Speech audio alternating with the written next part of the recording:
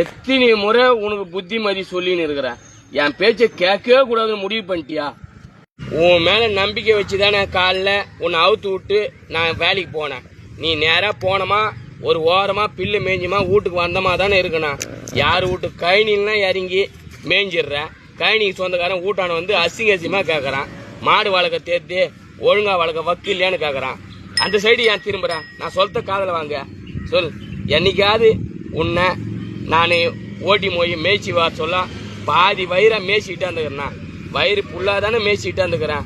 அதையா நீ நினைச்சு விட பார்க்க மாட்டேற சொல். உன்னால 4 பேர் எதிர கை கட்டி நிக்கணுமா? எத்தனை முறை தான் உனக்கு புத்தி மெதி சொல்லி நிற்பு எனக்கு ஒண்ணுமே தெரியல. பயிர் வச்சவன் கடனை உடனே வாங்கி பயிர் வச்சுக்கிறான். அதை போய் மேய்த்து தப்பு தானே சொல்லு. ஏன் இனிமேலாவது நல்ல காதல் வாங்கிக்கோ. பில்லு இருந்தா போய் மேய், இல்லைன்னா பட்னியா கூட பத்துக்கோ. நம்மளுக்கு கௌரவம் தான் பெருசு, பசி ஒன்றையும் பெருசு கிடையாது. புரியுதா?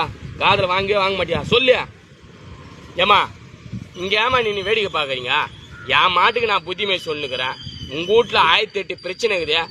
அதெல்லாம் போய் பாருங்கம்மா. நின்று பார்த்து நிக்கிறீங்க. என் மாட்டுக்கு தான் நான் புத்திமை சொல்றேன். உங்களை நான் எதனா சொல்றேன்னா போமா வாய முடியும்.